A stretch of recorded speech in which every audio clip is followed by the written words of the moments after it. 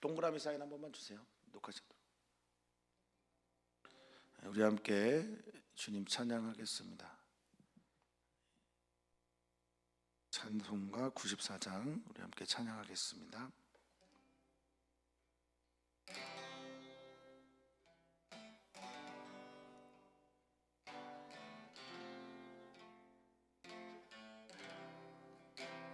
주 예수보다도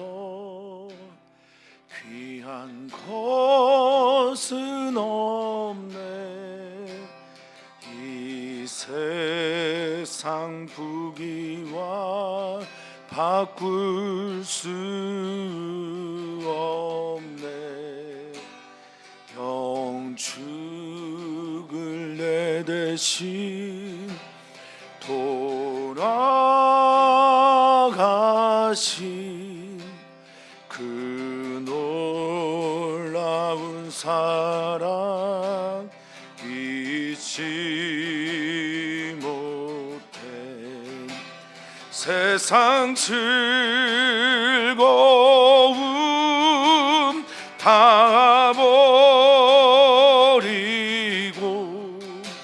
세상 자랑 다 버렸네. 주 예수보다도 귀한 것은 없네. 예수 밖에는 없네. 주 예수보다도 귀한 것은 없네. 이 세상 명예와 바꿀 수 없네.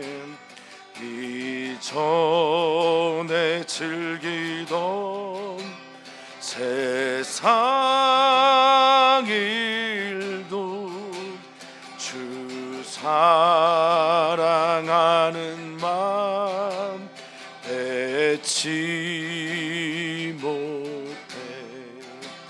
세상 즐거움 다 버리고 세상 자랑 다 버렸네. 주 예수보다도 귀한 것은 없네. 예수 밖에는 없네. 주 예수보다도 귀한 것은 없네. 이 세상 행복과 바꿀 수 없네. 유혹과 핍박이 몰려와도 주 섬기는 내 맘 변치 않아. 세상 즐거움 다 버리고 세상 자랑 다 버렸네.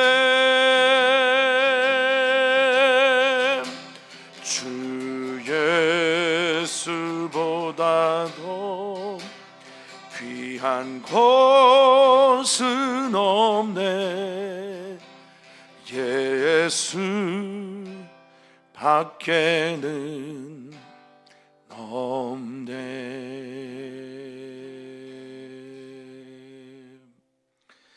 아멘. 내가 주님 사랑합니다. 우리가 주님만 사랑합니다. 우리가 주님만 사랑하는 이유가 주님께서 우리를 사랑하셨기 때문이고, 그 사랑의 크기와 깊이, 그 넓이와 높이가 너무나 위대하고 아름답게 그 사랑에 취해 우리 주님 사랑합니다 고백합니다. 주님 사랑합니다. 주님보다 더 소중한 것은 우리에게 없습니다. 예수님만을 우리의 복음 삼고 복음으로 고백하며 오늘의 삶을, 새해의 삶을 살아내는 우리 귀한 주님의 성도들 되게 하여 주시옵소서. 감사함 예수님의 이름으로 기도합나이다. 아멘. 하나님 말씀 우리 함께 보겠습니다. 하나님의 말씀은 요한복음 2장 1절에서 12절까지 말씀입니다.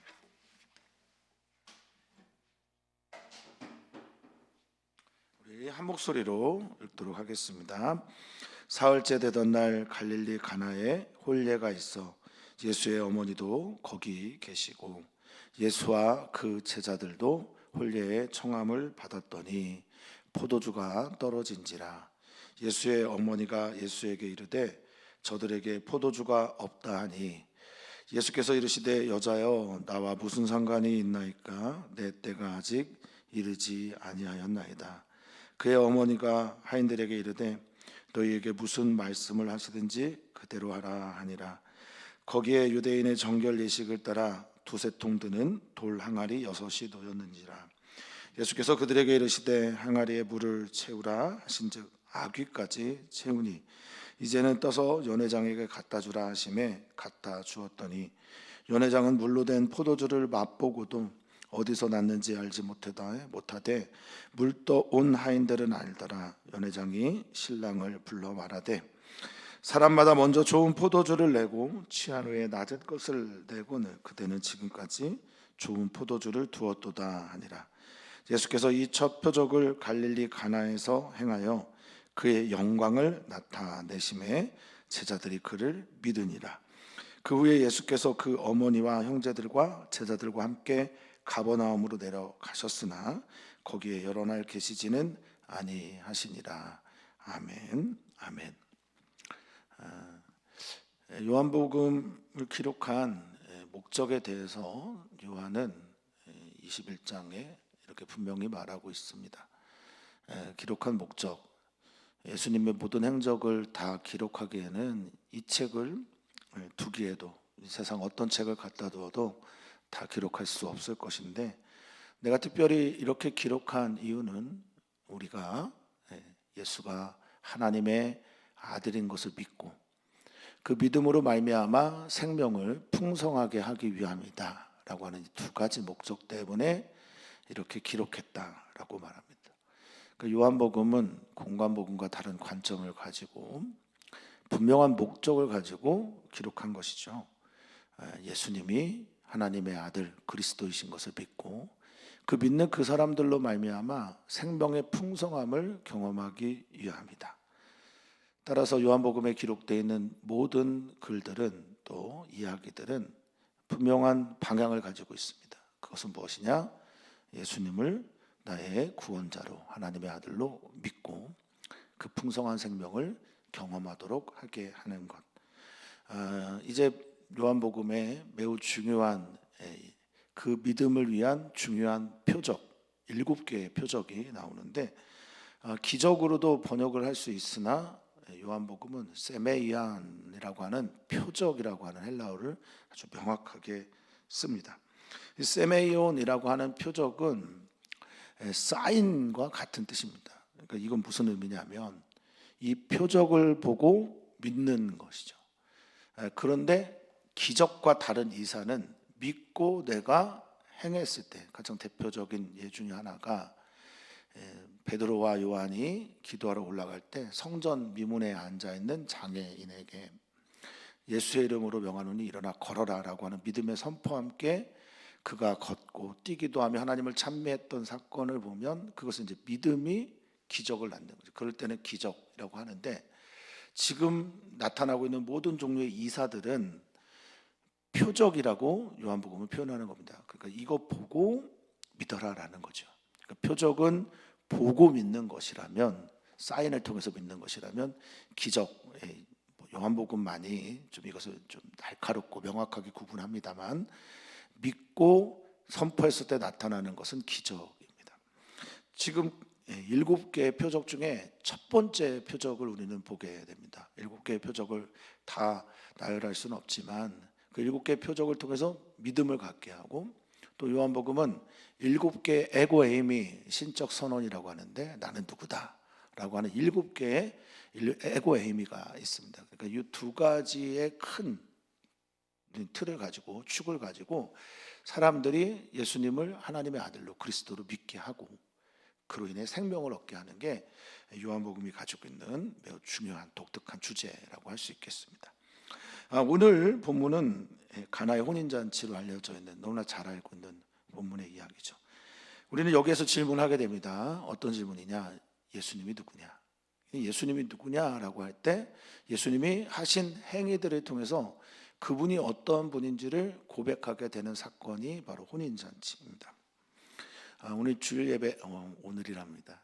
내일 우리가 이제 새벽 예배를 녹화를 해서 전해드리니까, 어제 제가 2부 예배 때 우리 성도님들과 함께 말씀드렸던 것, 교리의 언어가 내 삶의 신앙 고백을 만들어내는 게 아니라, 개념이 만들어내는 게 아니라, 이들은 이야기 속에서 예수님을 만났고 예수님이 일으킨 사건과 경험을 통해서 예수님이 누군지를 고백했고, 그것이 교리가 된 거죠.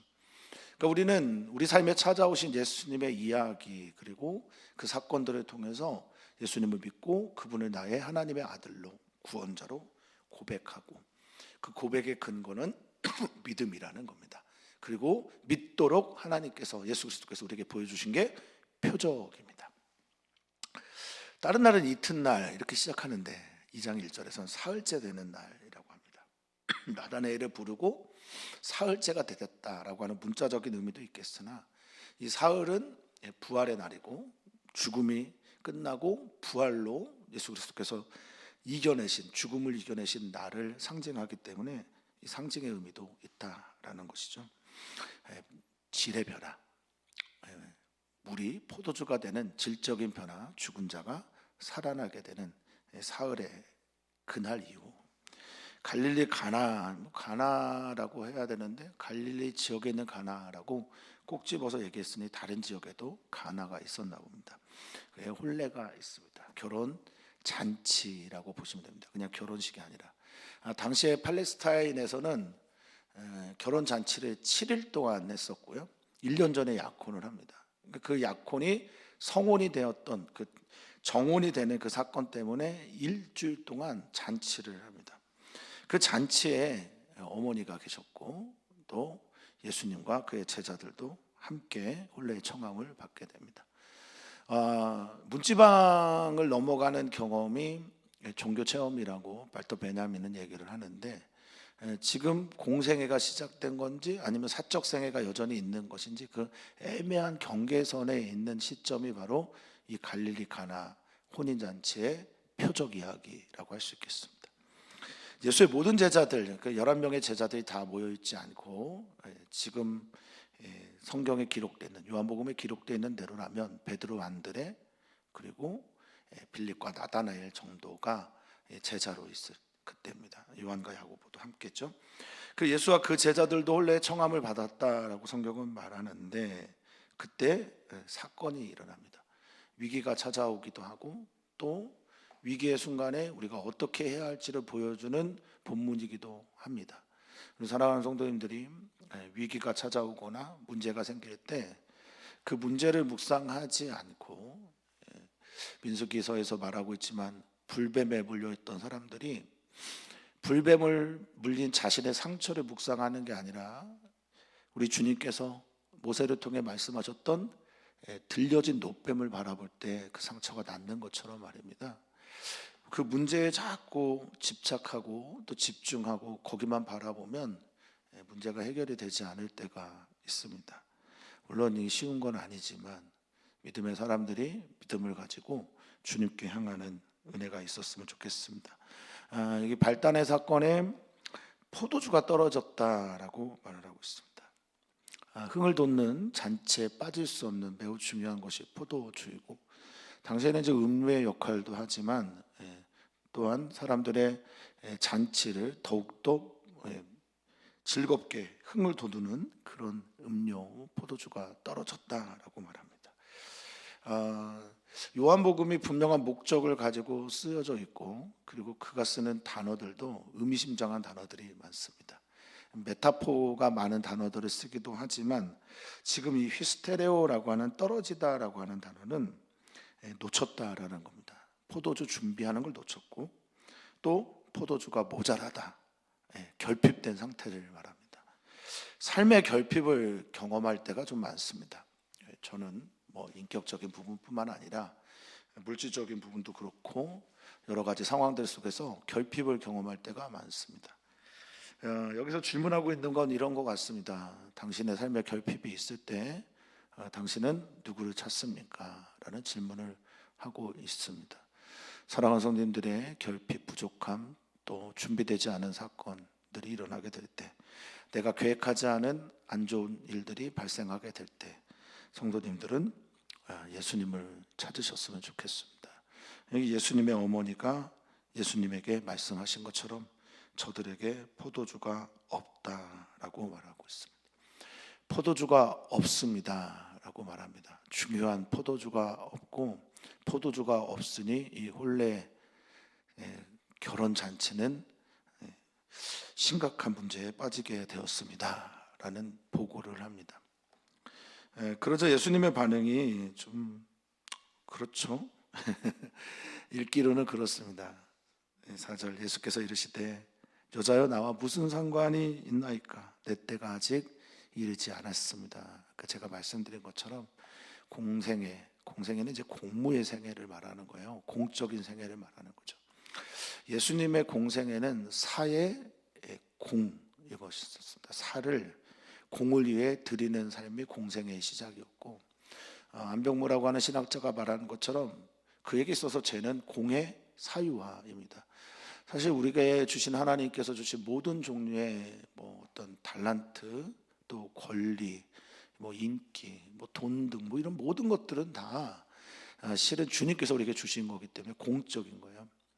목사가 공적인 존재인데 이것을 사유화하게 되고, 하나님께서 주신 모든 선물들을 자기 것으로 사유하려고 하는 순간 죄다라고 말을 하는데, 예수님은 그걸 뒤집어 놓으신 분이죠. 당신의 살을 공생애를 위해서 다 갖다 바치는 시간들이 아직 안 됐다, 이런 뜻입니다. 아직 첫 표적을 할 때가 아닙니다 라고 말씀을 드립니다. 여자여 나와 무슨 상관입니까? 맞죠. 포도주가 떨어진 것, 혼례를 담당하는 사람들, 연회장들, 신랑과 신부, 가족들이 맡은 일이죠. 예수님과는 상관이 없는 일이죠. 그런데 예수님이 그것을 관계 맺기 시작합니다. 그러니까 우리들에게 있어서 공적 생애는 이렇게 시작이 되는 거예요. 남들의 연약함과 부족함과 결핍에 우리의 손을 내밀기 시작하면서 공적인 생애가 시작이 되는 겁니다. 예수님의 공적 첫 사역, 첫 표적은 바로 이렇게 시작됩니다. 어머니 참 지혜로웠습니다. 마리아 어머니는 이름이 나오지 않지만 이렇게 말합니다. 하인들에게 이르되, 5절입니다. 매우 중요한 말씀하시죠. 너희에게 무슨 말씀을 하시든지 그대로 하라 라고 말합니다. 많은 성경학자들이 4절과 5절에 도대체 무슨 의미를 담았기에 마리아는, 어머니는 그 거절과 같은 말씀에 이런 반응을 했을까라고 말을 하고, 많은 사람들은 그래 이게 기도야 라고 말을 하기도 합니다. 그런데 이것은 전적으로 예수 그리스도에게 주권을 넘겨드리는 행동입니다.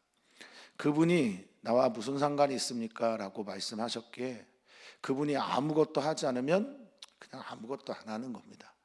근데 그분이 자의적으로, 또 자유하신 그분께서 선택을 하셔서 당신의 공생애를 받아들이기 시작하면 시작이 되는 겁니다. 그러니까 여기에서 메시지의 매우 중요한 것 중에 하나는 저는 이렇게 봅니다. 예수 그리스도께서 당신의 공생애의 시작을 받아들인 걸로 저는 봅니다. 그리고 마리아의 이 말은 매우 중요합니다. 무슨 말씀을 하신지, 기적을 보기 위하면 순종할 준비가 되어 있어야 됩니다. 이건 매우 중요한 메시지라고 저는 믿습니다. 우리가 기적을 원하고 놀라운 일들을 원할 때가 많습니다. 그런데 순종할 준비가 전혀 안 돼 있어요.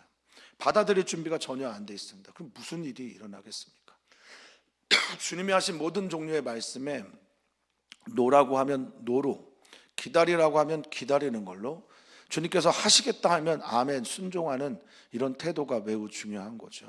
하인들의 태도처럼 말씀하시면 그대로 하겠다라는 것, 이게 우리들이 고백해야 될 바로 그것이라 믿습니다. 자, 그러니 그대로 하라라고 하는 그 말씀에 예수님께서 이제 당신의 이야기를 이들 세계 속에서 펼치기 시작합니다. 요한은 설명을 합니다. 거기에 유대인의 정결 예식을 따라 두세 통 드는 돌항아리 6이 놓였다라고 말하는데, 여기에 이 통이라고 하는 헬라 원어를 따라 찾아보면 이게 약 39리터 정도가 드는 말을 의미한다고 합니다. 그러니까 굉장히 큰 통인데 그게 두세 통이 있는 거죠. 그러니까 이 돌항아리에는 약 80에서 120리터가 되는 물이 담겨져 있는 겁니다. 이거 어디에 쓰는 물이냐면 많은 사람들이 모여있는 잔치의 자리에서 손을 씻고 깨끗하게 음식을 먹고 또 자신의 정결례를 통해서 음식을 먹는 당시의 장로들의 유전을 따라 정해진 법입니다. 그 정결례를 위한 돌로 만든 항아리가 6개나 놓여 있습니다. 6개는 완전한 숫자는 아니죠. 사람의 숫자이죠. 7개가 완전한 숫자니까 아직 부족한 거죠. 그러니까 구약에 있는 모든 정결례가 세상 죄를 지고 가는 하나님의 어린 양이신 예수에 비하면 여전히 부족한 거죠. 그러니까 예수님이 오셔야 그 결핍들이 채워지고 완전해진다라는 것을 의미하고 있는 거로 보시면 되겠습니다. 예수님이 오셔야 완전한 정결이, 예수님이 오셔야 완전한 거룩이, 예수님이 오셔야 완전한 희생의 제물이신 주님으로 인해서 세상 죄 지고 가시고 그 죄의 문제가 해결되고 깨끗해진다라는 것을 말씀하고 있는 겁니다. 그러니까 정결 예식을 위한 물항아리로 되는 게 아니에요. 예수 그리스도 하나님의 어린 양으로만 가능합니다. 예수님이 이제 말씀하기 시작합니다. 이 말씀하시는 이것들이, 이 명령들이 좀 사람들이 엉뚱해요. 예수께서 그들에게 말합니다. 항아리에 물을 채우라 라고 말합니다. 정결례를 위한 그 물 항아리, 돌 항아리는 비어져 있었나 봅니다. 다 썼다는 거죠. 잔치. 거기에 물을 다시 채우라 라고 말합니다. 물을 채웁니다. 사람들의 손과 발을 깨끗이 닦았던 그 정결례에 물을 다시 채웁니다. 그래서 가득 채웁니다. 아구까지 채웁니다. 채움은 이 물이 어느 정도 높이까지 올라간 것이 채워지는 게 아니라 이 히브리인들의 사고에서 채우다라고 하는 의미는 이게 흘러 넘쳐야 되는 거예요. 그러니까 그 정도까지 채운 겁니다. 그리고 예수님께서 명령하십니다. 8절입니다. 이제는 떠서 연회장에게 갖다 주라 하심에 갖다 줍니다. 심플한 명령이지만 이 행간 안에는 정말 많은 의심과 회의와 질문들이 숨어져 있습니다. 뭐 하자는 거야?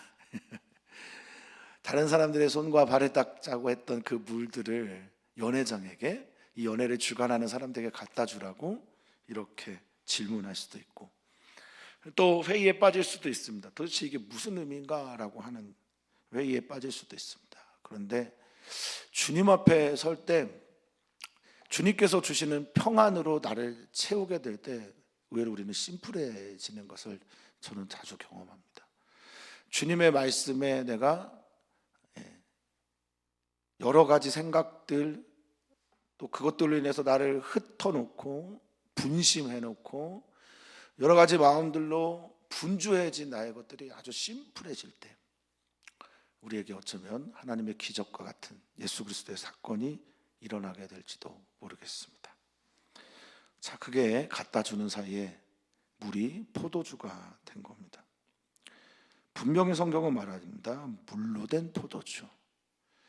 이 물로 된 포도주가 뭐 얼마나 맛있겠습니까? 포도도 없고 거기에 있는 포도즙도 없으니 물로 된 포도주가 얼마나 맛있겠습니까? 그런데 거기에 예수님의 손길, 그리고 예수님이 말씀하신 그 말씀에 대한 순종이 있을 때는 다른 포도주가 되는 겁니다. 연회장은 물로 된 포도주를 맛보고 어디서 났는지 알지 못해요. 그 포도주를 맛보고도 이게 어디 출신인지를 모르는 겁니다. 그런데 하인들은 알겠죠.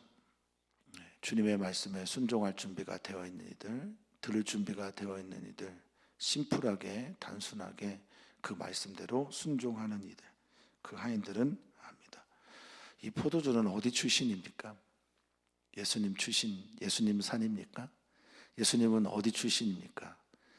하늘 출신이죠. 하늘에서 이 땅에 보내진 주님, 그 주님이 물로 된 포도주를 만들게 하셨고 그 포도주를 떠서 갖다 줍니다. 연회장이 이 맛이 너무 좋았나 봅니다. 다른 맛이고 세상에서 경험할 수 없는 맛이죠. 그리고 망할 뻔한 잔치는 예수 그리스도로 인해서 회복이 되고 더 풍성해집니다. 예수님이 계신 곳에서는 생명이 더 풍성해집니다. 예수님이 계신 곳에서는 물이 포도주로 변할 수 있습니다. 구원은 변화이며 그 변화의 시작은 믿음, 그리고 하나님께서 나를 받아들이시면서부터 시작이 됩니다. 구원의 사건은 변화의 사건입니다. 질적인 변화가 일어나게 되는 것처럼 도저히 일어날 수 없는 사건이 물에서 포도주가 되듯 죄인이 의인이 되고 죽어야 마땅한 본질상 진노의 자녀가 하나님의 자녀가 되고 구원받는 사건이 바로 변화의 사건이며 오늘 예수님이 일으키신 사건입니다. 예수님은 우리를 변화시킬 수 있습니다. 그리고 예수님 안에서만 변화가 일어납니다. 말합니다. 사람들마다 먼저 좋은 포도주 내고 그래서 취하게 한 후에 그 다음에는 이제 핫급, 덜 된, 낮은, 좋지 않은 것들을 내는데 그대는 지금까지 좋은 포도주를 두었다라고 말하고 있습니다. 이 두다라고 하는 이 말이 테레오라는 헬라어를 썼어요. 이건 이제 간직하다, 파수하다, 지키다라는 거예요. 사랑하는 성도님들, 주님의 때에 주님께서 우리 하나님 아버지께서 예수 그리스도를 이 땅에 보내시고 지금까지 잘 묵혀두었다가 좋은 포도주를 이제 꺼내어 우리에게 나눠주기 시작합니다. 예수님은 세상을 변화시키는 분이고, 아멘. 그리고 예수님 우리를 변화시키는 분입니다. 또한 예수님이 계신 곳에서는 놀라운 은혜와 잔치, 기쁨이 일어나게 됩니다. 우리들의 삶에 오늘 예수님이 오셨으면 좋겠고, 예수님이 계셨으면 좋겠고, 예수님이 말씀하셨으면 좋겠습니다. 11절입니다. 예수께서 이 첫 표적, 첫이라고 하는 단어가 아르케예요. 근원이 되는 표적이에요. 태초에라고 하는 그 단어가 아르케인데요, 출발이 되는 표적, 이것을 갈릴리 가나에서 행했다라고 말합니다. 왜 여기였냐? 잘 모르겠습니다. 그런데 갈릴리 가나는 나사렛과 붙어있는 그리 유명하지 않은 지역입니다. 나사렛이라고 하는 지역은 사마리아와 붙어있는 곳이고 나사렛에서 얼마 떨어져 있지 않은 곳이 가나입니다. 그러니까 이곳은 다 변방입니다. 주님께서 그 첫 표적을 변방에서 했습니다. 알려지지 않은 지역에서 했고 유명하지 않은 곳에서 했습니다.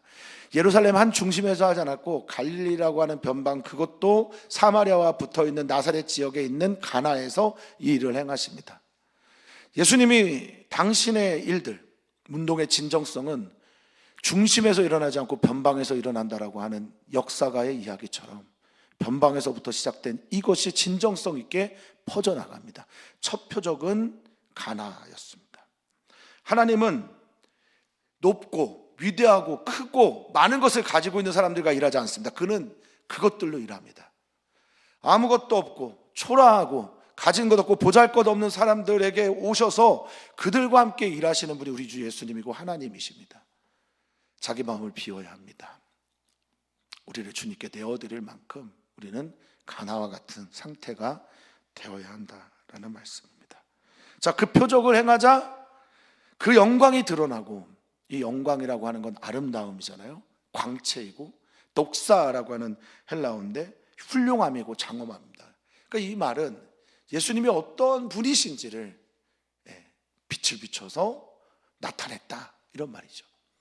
예수님이 어떤 분인지 빛이 비춰지고 참 빛이니까, 예수님은 로고스가 이 땅에 오신 분이니까 그분이 나타나게 됐고, 이 일을 통해서 뭐라고 말하고 있습니까? 제자들이 믿었다라고 말합니다. 그러니 너희들도 믿어야 하지 않겠냐. 어떤 분으로? 예수님은 누구신가? 결핍을 채우시는 분이다. 무너진 잔치를 회복시키시는 분이다. 종말론적 잔치를 우리들을 위해서 예비하신 분이다. 물질을 그 질을 바꾸시는 분이다. 이렇게 믿은 거죠.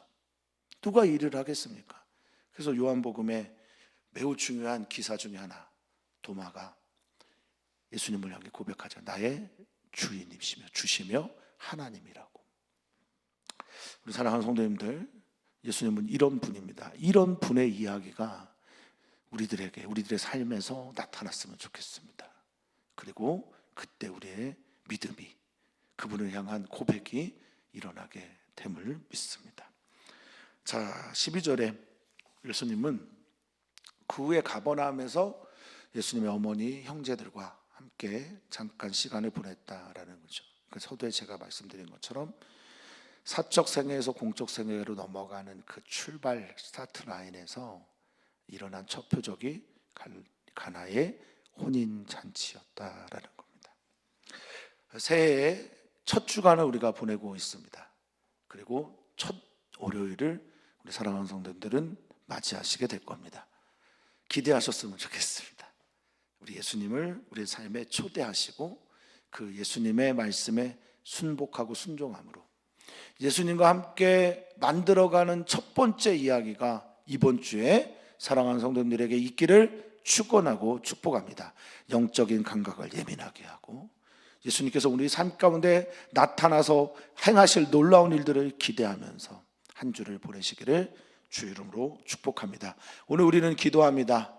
남선교회, 여선교회 회장님들 또 위해서 기도해 주시고 우리 지체들 모두가 다 하나님 앞에 서는 은총의 시간이 되도록 기도해 주시고 우리 사랑하는 성도님들 모두가 다 한 분 한 분이 주님 안에서 평강과 기쁨 가운데 있기를 위해 기도해 주시면 감사하겠습니다. 오늘 병원에 입원하시는 이은경 권사님, 아버지이신 이강준 집사님 기억하면서 기도해 주시고 우리 주변에 아픈 분들을 위해서 기도해 주시면 좋겠습니다. 8일부터 수요일부터 선교 나가는 오예은 간사님 기억하시면서 기도해 주시고 우리 전현수 목사님의 새로운 목회 사역과 우리와 함께 사역하게 되는 우리 김승현 목사님, 박준현 사모님에서도 기도해 주시면 감사하겠습니다. 살아계신 하나님, 역사하신 하나님, 우리 아버지가 되시는 하나님께서 오늘 우리 가운데 계심을 믿습니다. 우리를 선하게 인도하시는 하나님께서 오늘 예수님의 갈릴리 첫 표적을 물이 변하여 포도주가 되는 이 놀라운 사건을 통해서 우리의 믿음이 더욱 깊어지게 하시고 예수님을 알면 알수록 더욱 사모하게 하여 주시고 예수님의 그 이야기가 우리들 삶에서 펼쳐지고 나타나고 믿어지고 고백되어질 만한 사건들이 되는 역사가 있게 하여 주시옵소서. 오늘 이렇게 새롭게 시작하는 새해 월요일부터 주님의 은혜가 충만하게 우리 사랑하는 성도들을 덮기를 소망하며 오늘 병원에 입원해 수술을 기다리는 이강준 집사님 마음에 하늘 평화를 주여 더하여 주시옵소서. 감사하며 사랑하신 예수님의 이름으로 축복하며 기도하옵나이다. 아멘. 아멘.